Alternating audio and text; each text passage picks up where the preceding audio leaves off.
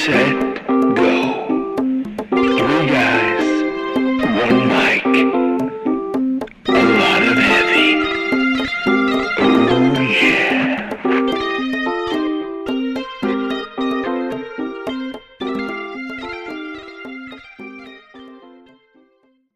Hello, I'm Jeff Crenshaw, and you're listening to Heavy Set Go. I'm pretty excited right now. We have a return guest. Are you?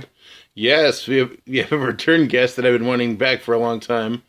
We probably should be doing other things, but I want to do this just for a little bit. No, this is the most important thing we should be doing right now. I gotta warm up my voice anyway, right? Right. This is Zach Shannon. He Hi, guys. is a corrections officer. I've learned my lesson. Yes. And officer, thank you. Yes. And he is an actor as well, one of the stars of Truffle Runners on the side. And maybe he'll be again if he returns If I from ever Pendleton. move back to better part of Oregon. Nah, I like Eastern Oregon. It's all right. So It's just very different. what's the likelihood of you moving back? Probably slim to none. Slim to none. Slim to none. We miss you. I like it out in Pendleton. It's nice. You know, it's a town. It's only got 17,000. You know, that's as many people as got. This area right here, I feel like I look out like your front door and I see all the traffic and I'm like, that's the whole population of Pendleton right there. Wow. You know? Jeez. But, you know, it's quiet. It's nice. Not a lot of crime. You know, you step outside your front door. So it's like I'm saying, my grandparents right now, and they're right next to the Hillsborough Airport. You step outside and just loud. It's right next to Intel and stuff. And it's just, you're hearing planes go over, you're hearing cars honking and everything. And then in Pendleton, you just step outside. Even we're closer to the middle of the city. It's just quiet. Damn. I was, on the other hand, like your description, and you're like, man, I came out here and I went to Cold Stone because all we have is Dairy Queen, and I'm thinking, holy shit, I don't know if I could survive without all the amenities. Well, that's And okay. That took a while to get used to. You know, it's like I love Mexican food. We had 3 Mexican places and one just shut down. Really? So you have 2 now? The owner had a heart attack, so now there's only 2, and one's mozzarella, and that sucks. And then the other one's a really crappy one. It's like you don't one like Chinese. mozzarella? I do not like mozzarella. All right. And we have like 2 Chinese places, and we have like 3 fast food. Taco Bell is like one of the biggest places in town. We got a lot of steak places though. You know, Eastern Oregon's a lot of steakhouses, so like this. We got Hamleys, we got Simiati's. That does sound good. I love steak. Those are actually real nice. If you ever come down there, Hamleys, it's like a $30-$40 steak. And maybe not the best in the world, but it's pretty dang good. Damn. You know, the Acropolis is pretty good as well. It's like, I'd put those 2. Is it like a Greek theme in there?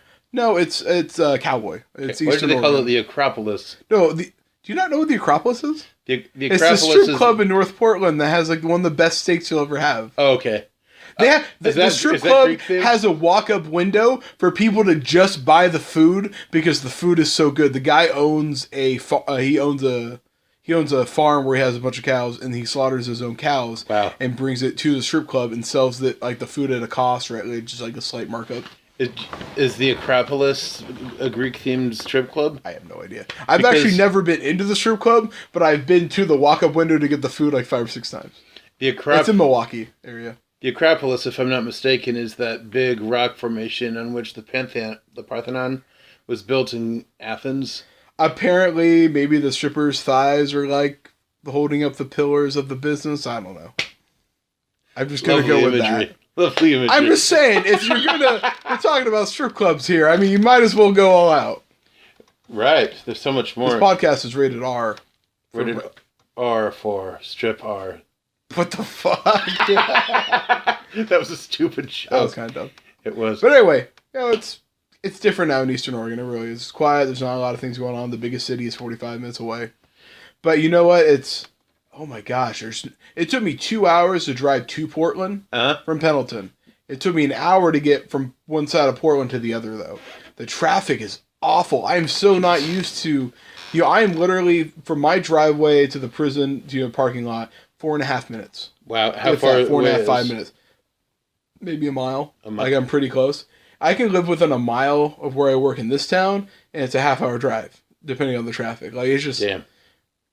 Man, being back, it's been 3 years, almost 3 years now, 3 years in March. And just every time I come back, like this one and the last one, I'm like, man, I like people, I like the city, but I've always wanted to live like in Hood River or Banks where you're like an hour away from the city, but you can still go visit it when you need to and do things and have fun. You could but come you're like far enough out in the month. country. You could visit every month if you lived out there. If we had a prison out there, I'd be up for it, but... Well, it can be like the the local sheriff at the They got town. county, which is all right, but state's got some really good benefits. That counties don't tend to have. Well, okay, so like Washington County pays, I don't know off the top of my head, like 55 starting. We start at 40 starting, so we start lower, but we top out more than they do. Really? Yeah. Wow. And then state has I can recite exactly what they have off the top of my head, but I know we get more sick days and vacation days than like a county would. Also, counties, state, if like when the recession in 08, they didn't do mass layoffs. Counties did. Oh, wow. The state's got a bigger budget, even if they are in the negative. Well, they don't want to have to dispatch. Well, it's inmates like I was originally going for the Columbia County sheriffs. Mm-hmm. I was going to go for the jail, and this was 2011 or something like that. And they laid off about 3 or 4 of their jailers because they had budget cuts. Laid everyone off. Wow. They passed a bond, had more money, and then I went for the running, and they ended up hiring back a couple of the other ones. So with no hard feelings, I get it, but. It's just, I don't want to have to like worry about the budget's going bad. I guess we're gonna. It's better with richer counties, Multnomah, Washington, Clackamas, and things like that. But if you're in a smaller county, like I said, I was going for Columbia, which even then is pretty close to the Portland area. Any recession or any downturn, man, you're getting screwed. What about Coffee Creek? That's a state prison, isn't it? That is also. I don't want to work with women. Really? That is the worst. Every person. So EOCI on Pendleton. Are they more vicious than men? Yeah, used to have the women's facility. Uh-huh. And so they used to have the women's facility. It's now turned into a men's minimum right there, or what's an incentive? Not minimum, but it's an incentive housing. It's mostly minimum rates. Anyway, so everyone tells me they're super manipulative. Like you give someone a conduct order, which is kind of like a sell-in, like, hey, you did something bad. You're on your bunk for 8 hours. Only come out to shower or whatever. And it's just like they cry, oh, I don't want to sell it, no. Or it's just like she took this from me. She did this, she did that. Guys, if there's a fight or there's a fight, everyone's like, oh, I'm a tough guy. I'm not going to tell you guys. I'm not a snitch. Fuck the police. And then the women, the one nice thing about the women though, they're like, she punched me. She did this. And then there's a lot of cat fighting and stuff. From what I hear, it's a lot more manipulation and stuff like that. I mean, like, I could do it. It's just kind of annoying a little bit. Are you afraid that you'd fall in love? No, it's just... Oh, my darlings. You're all my angels. Oh, my God. The one nice thing about Coffee Creek is they have the men's intake facility, which most people don't work because, it's violent and all that blah, blah, blah. There's people that fight each other. I work in a medium security prison right now. Yesterday, the day before, 2:30, we have a fight in the chapel, and we run up there, and we hook them up and shit. In the chapel? We have fights like... Was it like an Israeli-Palestinian conflict going on there? Fucking no. No, Jehovah's Witnesses fighting. Yes, they fight. Wait, you have Jehovah's Witnesses in prison? Yeah, we have I thought they would they didn't ever do crimes. No, everyone does crimes. But anyway, so it's like, mediums, we have a lot more fights and stuff like that. So women's, the fights you have over there are more slap fests. Mm-hmm. They're not used to we don't have a lot of stabbings, but we have them every once in a while. Or most of the time it's slashes, no real stabbings. Like someone gets, break. So we give them razors to shave and stuff like that, and they have to turn them back in. But sometimes they break the cartilage, and they'll take the razor and they'll get some dental floss and wrap it around a broken comb or whatever, and they'll try and slice. I think in the 5 years I've been there, it's only happened like 4 or 5 times. Like it's rare. It's not something that happens a lot, at least compared to other states. Damn. The other states, it's like a daily occurrence. But anyway, what I'm getting at though is Coffee Creek, no one wants to work the male intake as, they fight they really try to beat each other up. Oh, it's scary. And I'm like, come on, guy, really? It's like I toured, there's a minimum facility up in North Portland, and one of the guys been there for 20 years is like, do you guys get a lot of fights? And I'm like, yeah, like all the time. And he's like, whoa, that's cool. And I was like, fucking what? Seriously? Guy been here 20 years? You just don't he have... likes fights. He. Okay, so you get into the industry, people think corrections officer is all it is. It's just you're a dumb thug that just beat people's up. The thing, corrections has changed so much. Most of my job, 90% of it is talking to people. I can talk down most conflicts. People get into fight. My first thought isn't to spray them with OC spray or to get in there and come up. It's, hey, separate, guys sit on the ground, sit on the ground. Or like, guys got an issue, we're supposed to talk to it. We're talking them out of it and all these things like that. We don't use anywhere near as much force as we have to. The inmates dictate the level of force we use. Mm-hmm. If they're on, like, let's say we have 5 steps of force, just as an example, they need 2, then we go 3. No, what I mean is the only force we use is slightly above what it takes to restrain. Gotcha. So it's like, if there's a fight in the yard and they're just slapping each other, we can't shoot them. Yeah. What we can do is, like, they continue to fight after we've given them warnings not to. We can use, so we have something called OC spray. It's like OC Syncapsin. I can't remember off the top of my head. Like mace. Think of it as like a more hardcore mace. You had to be sprayed with that. Fuck yeah, we did. Why did they do that? So we know what it's like. It's just like tasers. So you don't like rush to use it on other people? Is that it? A little bit. Like, we still do it. It's just so we get somewhat of an idea. Though probably one of the main reasons though is occasionally an fellow officer might spray you by accident. You got to fight in the chow hall. There's like 200 people in there. Maybe 10 officers, and if a lot of people are spraying, you might get hit by it. And they don't want your first time to be hit by spray is while you're in the middle of 20 other inmates fighting in the chow hall, right? They want you to have some kind of idea of what it is. So you're not taken off guard and like crippled by the spray. You can deal exactly, with it. Because holy shit, let me tell you, that stuff it hurts, sucks. Oh wow. I've never been tased, but I can already tell I'd rather be tased than sprayed. Like, from what I hear with taser, 5-second ride, you're done. OC spray, man, that stuff lasted like half hour plus of me just like trying to get my eyes open and just can't do it. I went home. Did you put your face in a dish of milk?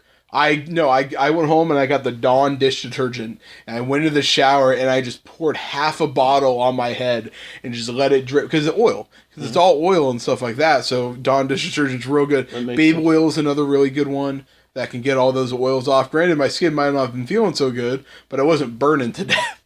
Yeah. Like that stuff, like you were a snot rocket. Snot's coming out, whatever.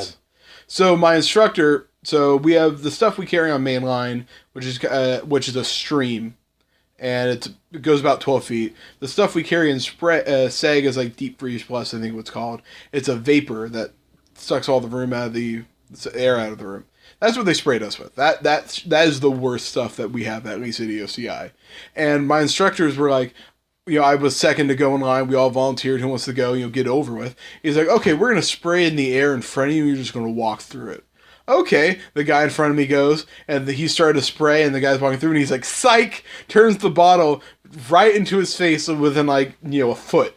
Oh. So it's just like, and I'm the next guy, and I'm just like, oh, fuck. God dang it. What an asshole. Well, it's just, it's because you just change it up because you need to know what it's like. So we got a level 1 exposure right in the face. That sucked, man. We were out. I'm glad he was thinking about doing some DTs later in the day, but everyone was down for the count. You're just like, yeah, we're done for today. There was like... Get out there and run a lap. It's about 15 of us in it. Well, what we had to do, so we had to get sprayed in the face, and then we had to do...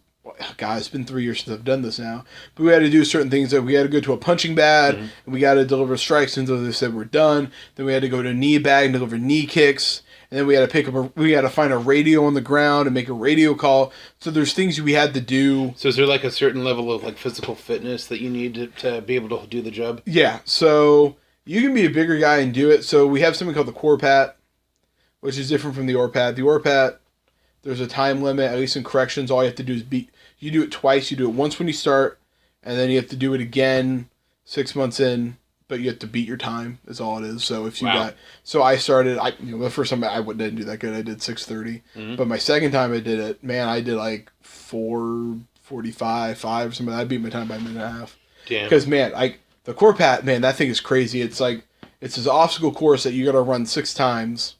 Like, it's running over a balance beam, it's jumping over hurdles, it's running up 5 steps of stairs, running down, running back up, running down, jumping over a pole that's like chest high. There's no fucking way I would do that. Well, and then you have to land on your stomach or back, they call it, and then you gotta do that like 6 times. So that's kind of like a steeplechase there, the pole thing, right? Yeah, I mean, there's a lot of things. They're trying to judge a bunch. Man, I was fucking. Me and a couple guys when we first started. Yeah, we're gonna run in our full uniform, duty belt, handcuffs, all that. You're thinking be you're more fun. badass than And you the actually second were. time I did it, I was in shorts. I was in tennis shoes. I was made sure I was good. But you have to do that, and then you got to do a wall, and then you got to touch it, and then you got to go on the ground. You got to get up, touch it again, and there's a strength machine that you have to get the strength machine within a certain parameter, and then you got to go in circles, and then you have to grab like a 150-pound mannequin. You got to drag them and things like that. What's So, like? man, it was a good. God, that was tough. It's real tough. And then the Corpat or the Orpat, which for the police is pretty much the same thing. A couple differences. You have to do it within like 4:30. You know, like I said, corrections. All you have to do is beat your time. Mm. But Corpat, you have to beat it with like you have to do it in 4 minutes 30 seconds or whatever. So it's slightly different. But my second time I did a lot better, and I'm. Yeah, good job, man. Yeah, I like it. Do you still have to do it like every so often to make sure you're like up to? I wish we did. We don't. You don't? Oh wow. Because the issue is people get hurt on training more than they do on the job. Really? Yeah. I did not know that. Well, because you have things like we have an officer, Mays, there. She's worked there for 25 years. Great person. Never once ever had a fight on a unit or anything like that. Just lucky, you know? Mm-hmm. And then, like, God, I've had like 7 or 8. And I've only been there 3 years. So it's just, you know, sometimes everything goes great. You never have to worry. But training, you know, you put yourself into it more. They just don't want to pay for if someone gets hurt. No OSHA expenses. It kind of sucks. Like I like the training we get. I think it's good, but sometimes it's really good in the beginning. But then our yearly trainings and stuff, like this year, it was 2 days, where it's usually a week because of budget cuts. So it's like that sucked. Maybe you can like. You said earlier you're like trying to hit the gym more. Maybe like at the gym they have like an aerobics thing you could do to so you.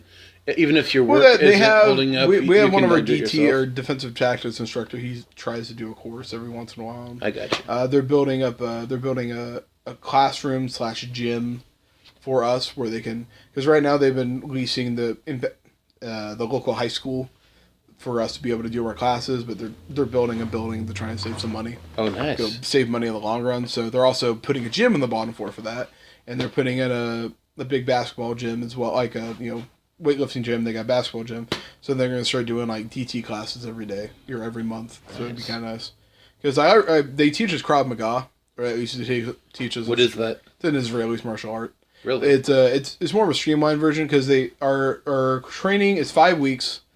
And then, so we go in for 2 weeks and we kind of shadow an officer, see how things are. We do 5 weeks of class, which is a mix of like classroom work and then defensive tactics. Krav Maga? Krav Maga. Krav Maga. Yeah.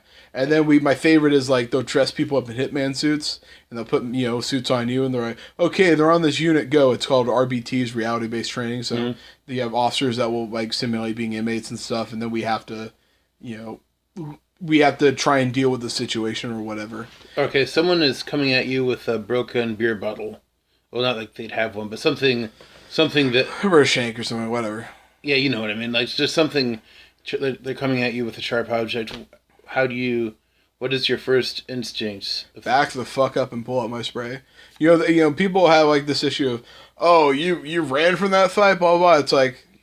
It's like I was assaulted once, and what I did was the guy tell the full story. This is when you were mugged, right? There's some legal stuff. Like he's been tried. He's got 3 years, but I'll give it a short and quick version. He got a pitcher of 109-degree water and threw it on and gave me 1st-degree burns. Fuck. And I was in the middle of the day with a bunch of inmates, and I ran to the door and put my back to it, and then made him come to me. Mm-hmm. And it gave me time to make a radio call. Gave me time to get ready.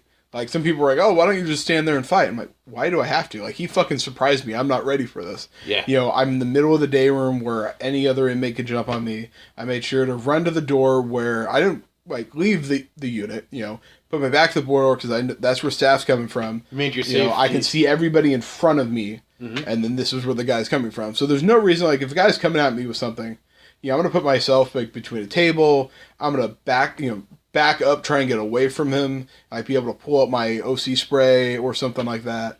Like, just because they're fighting doesn't mean, I'm not here to, I'm not here to just fight the guy. Is this the same one that happened 2 years ago? Yeah. Okay. He got 3.5 years or something like that. He pled guilty. I remember I remember like in the story you told me, like he had you in like a headlock. Hey, he hit me about 30 times in the head. He surprised. Dude, he surprised me. You know, that's the thing. You have a day room full of like 40 inmates, and I'm walking back to the officer station, and out of fucking nowhere, he blindsides me with a pitcher of 190-degree water. And like, I get to the corner, and then we go at it. He knocks my glasses off. I got cuts above both eyes. Like, I'm starting to kind of bleed. He gets me in a headlock. I got to shove him against a wall. Were those the Truffle Runners glasses? Yeah, they're fucking broke. They're gone. Yeah. They're state's evidence, something. Oh, so they're actually in like a file somewhere? Somewhere. Yeah. I don't know what happened to him, honestly. Wow. So anyway, I shoved him against the wall. I was able to take my spray out, and like his head is on my left shoulder, like his chin is digging in. He's got a finger trying to go into my left eye to blind me. And I pull out my spray, and the spray is like an inch or two away from his eyes, and I just spray the fuck out of him. Yeah, we got like 4 to 6 ounce cans. I can't remember what they are, but spray them all the way going down. And you told me that you could have pulled out a gun and shot him. Like what? I mean, we don't have guns on the unit. What I'm getting at, though, is, like, he would get me enough I could use deadly force. I couldn't have gone over there and stomped his head. I chose not to because I didn't need to. Yeah. But it was bad enough I could have. Like, how do you decide in that instant? Dude, just my conscience kicked in because a part of me, I'm real. Like, so when I got blindsided, like, for people that's ever been assaulted, depending on the scenario, it's like, it takes a second to kick in, like, hey, is this really happening? Yeah. Like, if I'm walking up to a fight... Because you're shocked. If I, an officer calls a fight, and, like, I work housing support, which is basically the guys that run chow, that run the yard, we respond to fights, things like that. Like, I know what I'm getting into, bam. But if you're on a housing unit for 8 hours, you can't be in that mindset of, someone's going to assault me every single second. If you do, you're just... like, you're going to wear yourself out, You can't be hypertension the whole time. Mm-hmm. So when someone blindsides you when you're not expecting it, like, it takes a second to kick in. Like, there was a moment there where he was punching me in the front, or in the face, and I was like, man, this doesn't hurt anywhere near as much as I thought it would. Like, literally, that what was going through my mind was that this doesn't hurt, because my adrenaline was pumping. And it took maybe 5 or 6 punches of his for it to really kick in, like, oh, I need to do something. Because it's just you're not ready. It's called the ODA loop. I can't remember exactly where the term comes from. Basically, though, is like your mind's goes into a series of actions, and sometimes something happen that's there's a loop of like 1 to 5, and 5 is you reacting or whatever. But sometimes you go to 1, 2, back to 1, back to 2, back to 1. Like, you're stuck in this little loop of, I don't know what to do, what's going on. And like I said, once I figured out, and like, oh shit, I need to be doing something. And then, I was able to take my spray and spray him. But it's just, when you're not expecting it, man, it sucks. And that's the thing about prison that kind of sucks. At least when you're a cop out in the world, you get a radio call, and then it kind of pumps you up. Mm-hmm. But when you're surrounded by guys the whole time, yeah, every time you do a tier check, like, I work in dorms usually. You're outnumbered significantly. Yeah, it's our dorms. So we have dorms and cells. We have facilities about 1,700. We have about 700-800 in the cells, and the rest in the 1,000 plus in the dorms. So it's mostly dorms. The smallest are about 80. The biggest are 107 per one officer. So you're surrounded the whole time, and just like it's weird how comfortable I've gotten in prison. Like, I walk on a unit, I'm fine. I mean, any minute something could happen, and now after experiencing it once, like, it's not gonna take me a second to get into it again. Because that happened also, like, the second week I started. So, the second week everyone's like, oh, it's going to happen. And you're like, oh, it'll probably happen. But it'll probably happen in years. No. So, it sucks, but it's like, what are you going to do? Let's go back in time a little bit. Back in where it all began. Back in time. Back in time. We've talked today about the prison a lot, and we just, like, the last podcast we did was all about it. But I remember you've kind of had a pendulum life, because I remember back in, like, high school, you were talking about wanting to be involved in law enforcement, and then afterwards, for a while you had swung away from that because you wanted to get into politics. Well, I wanted to go into politics. So, like, high school, I was taking college classes where the Hillsborough PD partnered with Portland Community College, and they had officers that would come in, they would teach classes and stuff like that. It was actually real cool. I loved it. And then, like, I just got really into politics. I wanted to work on campaigns. I wanted to be president, all that stuff. shoot for the top, and I started working on that. I didn't agree with everything he said, but he was a decent guy, and Ben Unger, he was a representative at Hillsborough. He was only one term. So he lost, or no? After 2 years, he was really idealistic, and I think once he got into it and realized he wasn't able to make the change he wanted to, he kind of got frustrated and left. Yeah. Do you know? Good guy, and that's the kind of shit that sucks because we need people like that. Yeah. But I can see the frustration because it really is. It's a meat grinder. It really is sometimes. So anyway, he did good. So I was on his campaign. I did door to door. I was talking on phones. I was doing cyber stalking, which is what we called it. Where basically you have to figure out. You got to they have a list of what people make, wealthy people in the area, and you gotta get their name, and you gotta go online. You gotta find information about them. Go to their Facebook, go to their LinkedIn accounts or whatever, figure out phone numbers, figure out activities, likes and dislikes, and create a profile. And then somebody else will go and call them and try and get money from them as donors. I feel like, hey, we know you're really into disc golf. Why don't we go disc golfing one day? You, me, and Ben, or whatever. Things like that. Got that. So you'd be surprised the amount of information people put online. Like my Facebook, I lock the hell down. Nobody sees anything except my name and my cover photo. Yeah. And for some reason, a photo I liked from 2012. That's all people can see. But some people have everything open. They have all their affiliations, all their likes, all their dislikes, family, friends, phone numbers, address. Everything is there, and it's like, wow. I try so hard to make it like friends only for my account. See, that's what I have is like friends only, and then I don't add anybody I don't know. Even if they're just an acquaintance, I'm like, I don't really know you. Now I'm good. So you're like, Alan Burrell? No. Yeah, exactly. Fuck that guy. But anyway, so... No, we love you, Alan, kind of. Kind of. No. But anyway, so... Yeah, I just did that for a while, and that was fun, but it's like we were putting in 60-hour days. Or not 60-hour days. 60-hour weeks. 60, 70-hour weeks, 80 hours weekly, and minimum wage. It's not... While it's a job that you put your heart and soul into, that people are really shady about paying you overtime, or paying you at all, because most of the time I was unpaid intern. The amount of stuff I was doing, I should have been getting paid, but people want to be cheap. It is what it is. So doing that, and just minimum wage, just man, I went down to Salem, I did lobbying for a while for the school. I was a part of the student government at PSU, Portland State University. What was your position in that? I was just... a senator or intern. Gotcha. So I never ran for president or anything like that. I thought about it, but then my second year I got a girlfriend, and that was more important. So with that, and also it's just I started getting out of politics around then. I was doing big campaigns. We were doing the get out the vote stuff. We were going down to Salem and trying to. I was talking to state representatives and trying to get money for schools and things like that. I talked to 3 or 4 senators and state reps and stuff. I enjoyed doing that stuff. It was a lot of fun. Then more people saw the funeral jar. Yeah, exactly. He's done. Well, it's just the amount of work you have to do for such little pay. Yeah. It really is hard to get into politics if you don't have an connection. And there's some people I was making some friends. All that stuff is good, but you know what? Even the people that were senators' aides are only making $12, $13.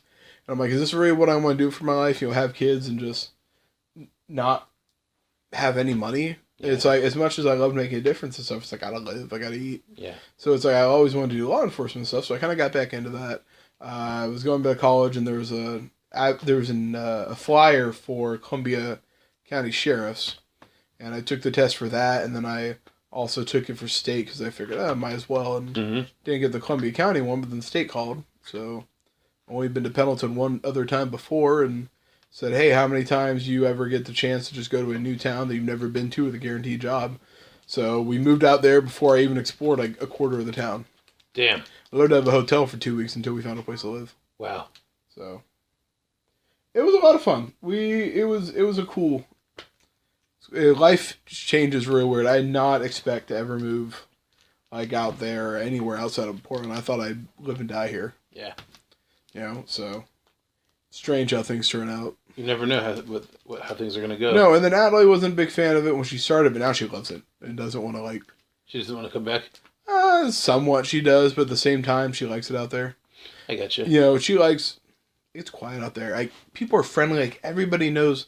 Everyone knows their neighbors. You know, everyone waves at people. People are just friendly. They smile. I mean, you got your assholes. Don't get me wrong, but just people are nice. Like they're neighborly, and it's like it's something you don't get up here that often. Like, you're lucky if you know the person across, the street from you now. I remember growing up. We grew up in a cul-de-sac, and everybody had kids, and it was lucky that everyone had kids because we knew everybody. Everybody we knew each other. We had block party, all that stuff. Then people started moving away, and then new people came in, and they didn't give a shit. Well, it's hard just to like introduce yourself to new people when you move in, or when new people move in, it's kind of hard. Well, it's like, we try. It's just like, some people just don't. I feel like most people in the city just want to be left alone. I think there's, Alan and I were talking about this.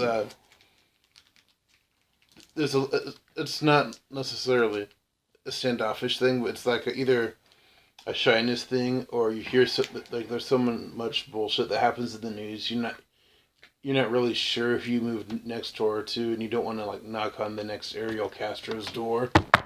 But well, that's and that's the people are more trusting out. I feel like in the country than in the city. That could be because what the city's got. The highest population. There's 1 million people here. If there's one shooting, let's say there's one shooting in North Portland that affects maybe 5 people, all 1 million people in the Portland metro area are gonna freak the hell out. Like, oh my god, all my neighbors are bad. It's the one. I really like the media and stuff like that, but every once in a while, like stuff like that gets real sensational. I got you. There's a shooting in Portland, Maine, all of a sudden people in Portland, Oregon get scared. People stop trusting their neighbors, for no reason, because most people are good people just trying to get by. Pendleton, we just had an officer-involved shooting the other day. Guy tried the fucking armed robbery at the Walmart. So, but that was like the first shooting we've had in like 5 or 6 years. There was actually, I won't go into specifics because I don't want to be disrespectful, but there was an actual murder at one of the locations for truffle runners. Really? Which one? Yeah. Well, I'll talk to you. Cherry Lane? I'll talk to you afterwards. When you have more people, you have more crime. That's just how it is. But there's also, just because there's more people. Oregon's got the lowest amount. So Oregon's, counting the District of Columbia, so 51. Total, Oregon's got the lowest amount of officers, correctional officers, police officers, probation officers than any other state in the United States.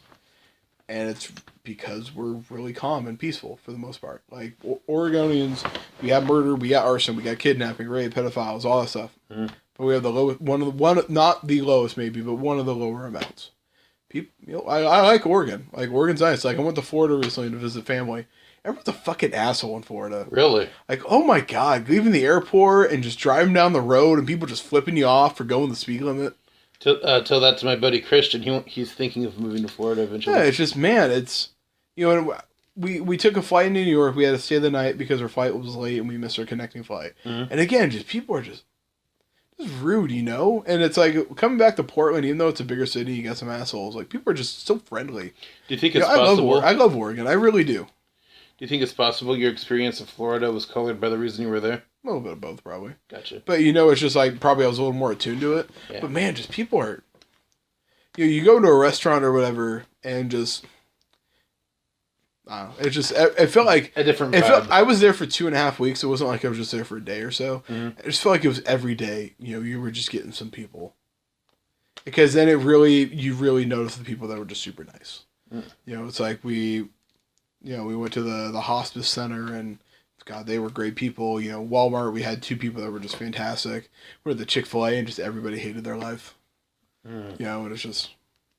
It's weird. Oregon has their assholes too, and I'm sure Florida does as well, but it's just like, man, I love this area. I really do.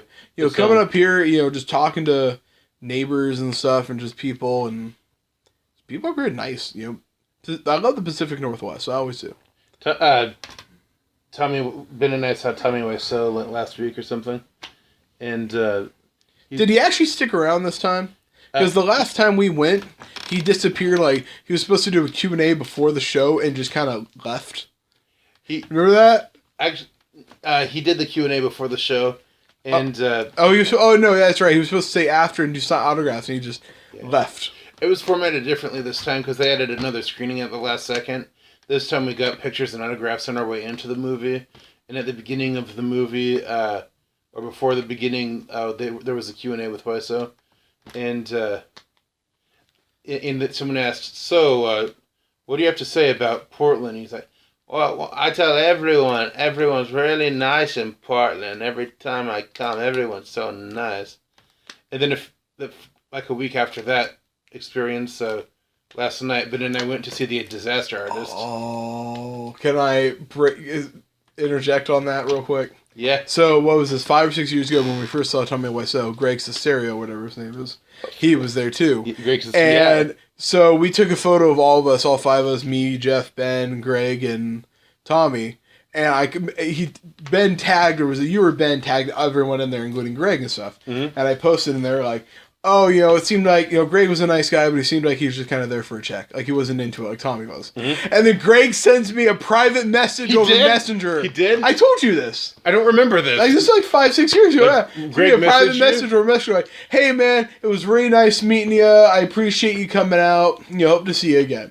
I was like, oh, awesome, thanks, man. I appreciate it. I'm like, why the fuck is he messaging me? Because... And then I skipped over and didn't realize that Ben tagged me and tagged Greg as well in that picture. And I'm like, oh, shit. Shit.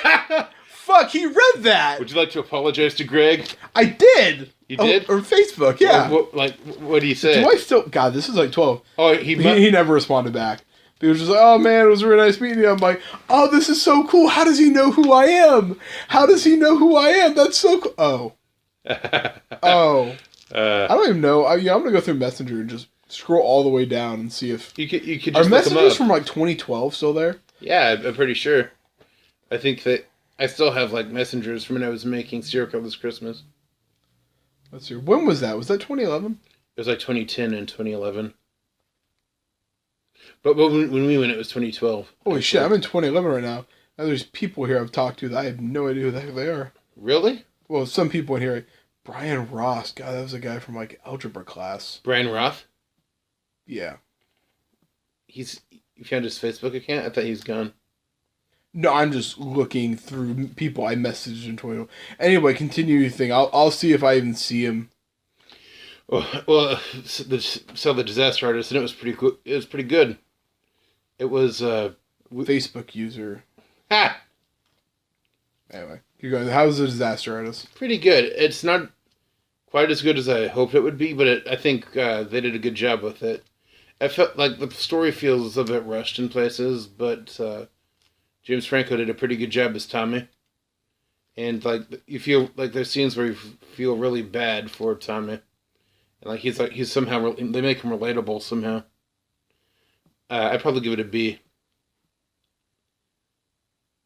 And a B? Yeah. Man, it's actually gotten really good reviews and stuff. Like it's kind of surprising. It's a good movie. I think it could have been better, but it's a good movie. See, I'm actually really excited to check that out. So did Frankie, God, what's his freaking name again? James Franco? James Franco, did he play a good one? A good Tommy? Yeah, did he do a really convincing Tommy? Yeah, he was pretty convincing. Like what he doesn't have is that physicality of Tommy Wiseau, like the face. It looks like it was carved out of an oak tree. Okay, so are they playing those characters like on and off screen? Is that what it is? It's okay. It's a biopic. It's about the making of it. God, is he? I can't find it. God damn it. I was hoping it was here. I have a lot of like Facebook user people that have like killed their Facebook off. That sucks, huh? Oh well, it works out. Anyway, it was. I felt bad, so bad with Greg. He was so nice too. Well, he felt like at the time it seemed like he wasn't really into it. Like Tommy was super into it, and Greg was like, "Yeah, guys, hi, good to see you." Well, and he kind of gave me like the "I'm just here for the paycheck" vibe. I don't think that's his thing. I think he just has like more of a calm. That or maybe it just wasn't his night. You know what? You do 100 of these things, yeah, and eventually it's gonna get boring a little bit. Even if it's you talk to like rock stars and shit like that, and it's like on their 100th concert, and it's like you have a good time, but sometimes it's just like you're just there. Go through the motions, yeah. Or it's like God, look at actors and so that is it Greg and McCallum that was Obi-Wan Kenobi with the Star Wars movie? Ian McGregor. Well, not Ian McGregor. He was the newer. I'm talking the older one for like Star Wars: A New Hope. Okay. Star Wars A New Like Hope? you know, like the 70s, like the original trilogy. That was fuck. What was his Who's name? Ben? The old guy. Yeah, it was Reagan McCall or something. Anyway, whatever. Famous actor, right? So I watched this thing about something. I forget. I know his name. Looper, which is a great YouTube channel, by the way. I watched a video and it's like he didn't take that for a passion project or anything. He just took it because it was a paycheck. He thought the movie sucked. He wasn't a fan. He just needed, at the end of the day, people are just there for a paycheck. You can have the passion and fun, but every once in a while, it's just like you're just kind of there to be there, That's gonna bug me because I know the guy, but I can't think of the name. We can look it up later. It's fine. Okay. But it's just like, yeah, it's like, you got to think of it that way. These guys are, and they, much as they love and it's a passion, sometimes you're just doing it for the money. Everyone's got to eat and live. Everyone's got a mortgage to pay. You were in all three versions of Truffle Runners, and that definitely wasn't for the money. No, that was just because I was trying to help out, be a friend. Yeah. The third time was a little rough. It was. We did it 3 times. We filmed this over the course of 30-something years, and right when we actually finish it, I have to move. Holy shit! Right? We got it done the first time. That would already be put into YouTube. It'd only have 2 views, and we never have to talk about it again. I'd be doing something else, like another film right now. Yeah, are you thinking about doing other films, Jeffrey Crenshaw? I am. I'm not gonna go into it too much right now. now. Into intimate detail on the Heavy Set Go podcast? No. Sure. I'm sure. All right. But I'll tell you, listeners. I tried. That was my attempt. Ben and I have talked about making a documentary about Guardian Shield. You remember him? Guardian Shield. No. He was the superhero that used to, or the real life superhero who used to patrol. Oh, is he that dude in Seattle or something that used to? No, that's Phoenix Jones. Guardian Shield was a guy in Beaverton that did that, and we've been talking about. There's a guy in Beaverton to do that. There used to be. Now he lives in Kaiser. Fuck, I never heard of that. Yeah, but he's. We've talked about making a documentary about him. We haven't done it yet, but I think we should. That'd be kind of cool. It would be. And Ben has a project that we're thinking of doing this month, actually. But we. How did the card turn out? I never got around to watching that. Hey, welcome to 2017. The card's been out over a year. I know it has. But I had it saved on YouTube. I'll watch it. I just never got around to it. I need to watch it. Sorry, Ben. I'll watch it. It's on. I heard it was YouTube. good. It is good. Calvin McCarthy from Mystery Spot. Where's it at? The card? Yeah. Where is it at? It's on YouTube. I thought you said it wasn't on YouTube. It is on YouTube. You just said it's not on YouTube. I meant it is on YouTube. Okay, someone go back and let us know. Yeah. Someone hit rewind real quick. It's on YouTube. Okay. You can watch it. And sorry, Ben, I'll watch it, I swear to God. It's Calvin McCarthy, I really liked Mystery Spot, so I know I like the card. And Mystery Spot was worth the $50. I'm just saying. 50. Oh, a Kickstarter. Okay. I was like, you paid $50 to see that? Holy shit! Like 20 or 50. I can't remember. I think it was 50. Well, that's I put towards. That's nice. I was at first like okay, Kickstarter. That makes sense. I was. I got you paid $50 for admission or. No, I think I did. What did Kickstarter? I got the picture, the cast. I got the DVD. Oh, you have not a Blu-ray. I got a fucking DVD. Well, no one got a Blu-ray. Oh, you bastards! I have a DVD. I haven't bought a DVD in 15 years. I bought Blu-rays, but I haven't bought a DVD in forever.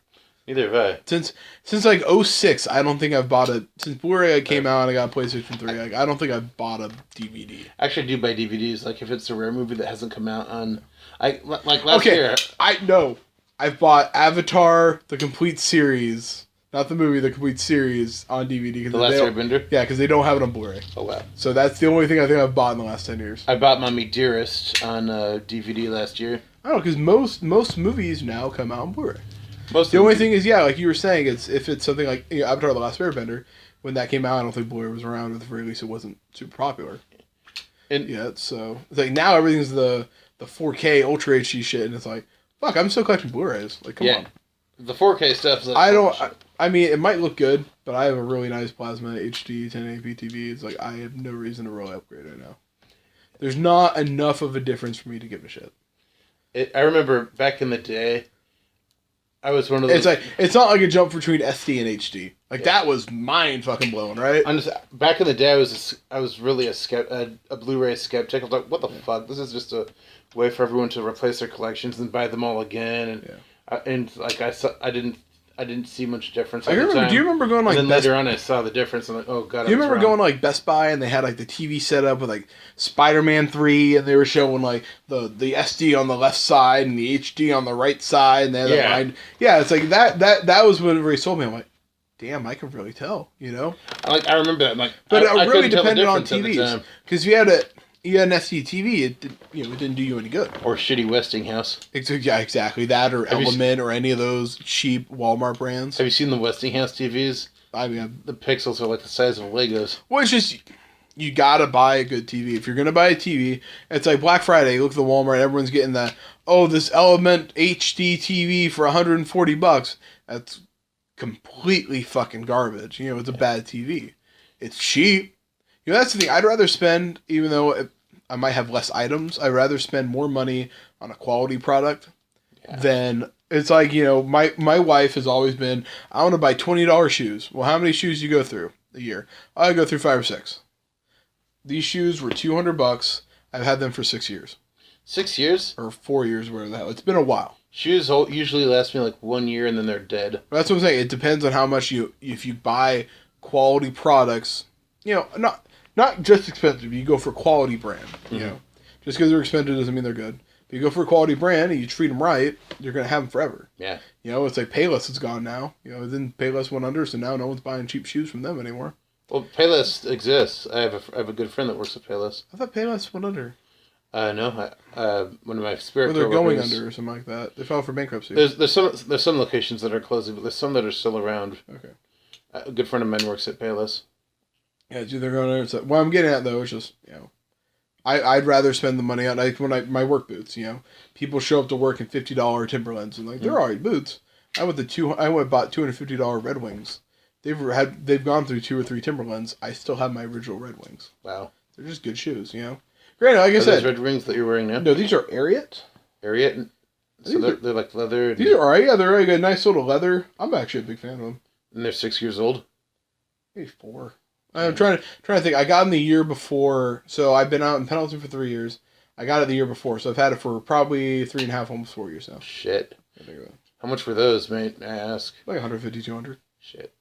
I think. Granted, I also buy 2 pairs of shoes and then I rotate them. Oh, I got you. So if you're just wearing the same pair, you're also gonna fucking bust. I pretty much wear the same pair every day until they die, and that usually takes about a year. So that's probably like a $50 shoe. Well, you buy like 10 shoes and shit. Yeah, honestly, like you need to go like to the Sportsman's Warehouse or something over there and get some. Every Christmas, oh my god, we have to go to the Sportsman's Warehouse because they don't have one in Pendleton. Oh, sure. Yeah. After this, we need to go get food and then go do some shopping, and then we'll come back and actually film and be responsible adults. Do a year like we should have done. Like we should have done a while ago. Yeah. I mean, fuck it. The computer's been running perfectly while we've been sitting here talking. I'm afraid it's gonna not once we get back and. Well, we're all gonna die eventually, so. But I want to have a film to leave behind. Yeah, we have the funeral jar. I mean, I don't want to call it art, but the funeral jar is good. But the funeral jar was all right. You know, it actually wasn't that bad of a flick. I give it a lot of shit, but it's a lot of fun. It was a good. You've done like I've watched the rough cuts of Truffle Runner. It's like you definitely got a lot better over the years. Well, thank you. Like it. You know, funeral jar looks like something a high score did, but actually, and that's more of a compliment. It wasn't bad at all. It looked good. Mm-hmm. And then I look at Truffle Runners, I'm like, man, that's something like someone in college. You know, you can see the edits are better, the sound is better, the lighting, the lighting is better because you had more equipment and shit to use. You know, funeral jar, I just had like a table. Yeah, funeral jar was just like, you know, I remember in fucking high school where you just had the JVC camera and that was all you had. You had to make do. Now it's like you're getting a little better. You got lighting. There's cameras. You know, actors. Oh shit! You're in high school. It's looking better. You know, looking better like it should. You know, everything you do should look better. Well, like Brett Sampson's probably still my favorite, just because how ridiculous that was. Because it was Brett Sampson was a 48-hour. Have you talked about this in the podcast? Maybe, but it's okay. So it was like it was a 24 or 48-hour guerrilla film festival. Yes. And it was Grindhouse. So we made this one called Brett Sampson Jilted Warrior. And Jeff was this guy named Brett. And he was this army vet that came back and was like, I love my wife, she's great. And then I played this like fucking wife beating hick that stole his wife. And she called you Papa. The funny She called thing, me Papa. Sanashi was my wife, and she, Your girlfriend or whatever she was. Yeah. Whatever she was my girlfriend. Sanashi. What was her name again? Sanashi? She was a nice lady. Sanashi Thabru. Yeah. I loved her. I think I saw her on Facebook. Yeah. I haven't seen her at all since then. I've seen her on Facebook. She went to PSU for a while and I ran into her. Oh, you did? Yeah. Did you scream at her? Where's my sandwich? I got her to vote because I was doing the Get Out the Vote campaign, so I got her updated voter registration. I was like, hell yeah. Oh, good job. Good. Yeah. She's super sweet. As I just sit here and play with a knife. But it's funny. I wanted her to call Zach daddy. Like, he's my daddy. But in the film, but she refused to because, well, that's what I call my father, and I don't want to be weird. That. I call my father daddy. I feel like it'd be weird if I called anybody else. I'm like, that's what? Fair. Of all the reasons I've not been called daddy, I guess that's the most logical. Yeah, right. It seems fair to me. Like, changed it to Papa. I was fine with that. There you go. I mean, I didn't want to. I mean, if that was the issue, I didn't want like us to be at dinner or something like that with their parents. She says, "Daddy, can you pass the salt?" And you both and then we both reach for it. I mean, I guess there could be some confusion there. Holy shit, man, that was bad. That'd be bad. God, it's. And you and her dad eyeing each other. How did you choose your outfit? For what? For Brett Sampson, you had that no, white shirt. The shit you gave me that stuff. I gave you this. I thought that you had that. Like stuff. I had the white polo because I worked at Albertsons for a while, but you gave me those were your pants. Really? Those were. Yeah, you got me. I've never worn pants. I got in your pants. Well, shorts or whatever they were. Those were. Yeah, you guys bought them from fucking like Goodwill or something. I do not remember that at all. Yeah, they weren't mine. The white polo was though, because that's what I wore. Like they were jorts that you were wearing. I worked in a deli and they wanted us to wear white, and then they got mad at us for having stains on our shirt at the end of the shift. Like, what the fuck do you expect? Anyway, side story. The fuck do you expect? I'm handling chicken. Come on. Those were dark days. You know what's hilarious? What? This was, despite Chong Thunder existing, this was somehow our most controversial film. What, Bryce Hanson? Yeah. How? Who? The American flag fell on the ground. He can go fuck himself. But the flag fell on the ground, and people were offended about that. Like, man, the flag fell on the ground. That's disrespectful and stuff. Like, oh, I'm sorry you were offended, but they weren't offended with you like chewing the flag and kissing None of that kind of stuff. No. You're like chewing on the flag, like, Daddy's here. It's a film. Like, come on, guys. Fuck, I need to watch that movie. I watched all the movies again about 3 years ago. It's about time I need to watch them again. God, they were fun. You know, I like the 48 Hour Grill like festival stuff. Like that. I like watching those kind of movies on YouTube more. Those are fun. I love like just the crazy stuff. Those are fun to make, but I don't think for me, I don't think it's my best work. I'm not saying like it's your best work at all, but it's just like, you know, the turnaround from the product's quick. It's just fun. You know, it's fun. For what I get, it's fun to be an actor in. You know, probably on your guys' end, it's a little rough, but it's just like, it was just fun. It's like, we're going to do something ridiculous. We're going to have a good time with it, you know? We're all laughing and joking. We're just having a good time. Yeah.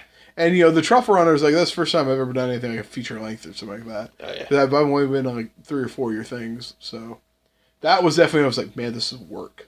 It was hard work. And by that third one, it was just like, I want to get it done. Yeah. And then if I realized that there was ADR, I think I never would have done it. You motherfucker, you tricked me.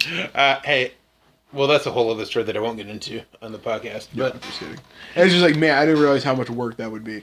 Because like I said, you know, we never did it for the Funeral Jar. We never did it for, Brett Sampson. So I never really thought about that. It's like having to scream into a box for an hour.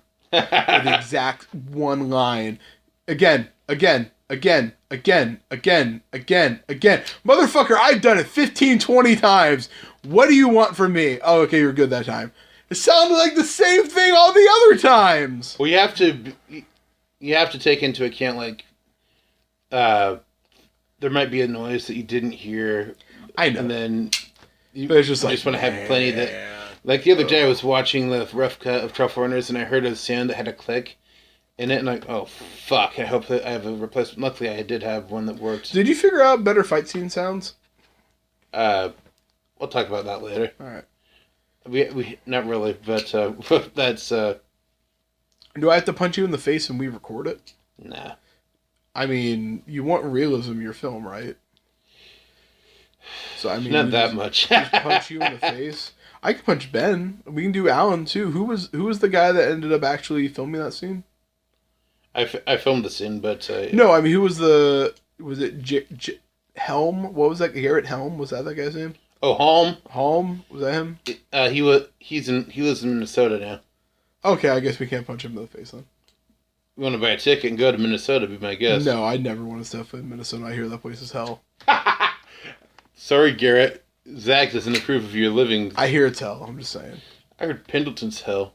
I hear there's like a lot of drugs in Minnesota. Really? Well, it's like the Rust Belt in general. Like it's mostly auto factories and things like that. And you want to talk about the opiate crisis? Like holy fuck, that is like almost like the because like automotive work or auto line, it's a lot of dull, it's a lot of tedious, it's boring. People get aches and pains. Mm-hmm. They prescribe them narcotics to help with the pain, and that's where the opioid crisis almost started, or at the very least, it's huge in there. Oh shit.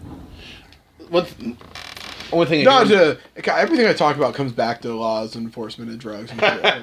You're obsessed, but a little bit. One thing I want to talk about. Do you remember? I take ibuprofen for my pain. Me too.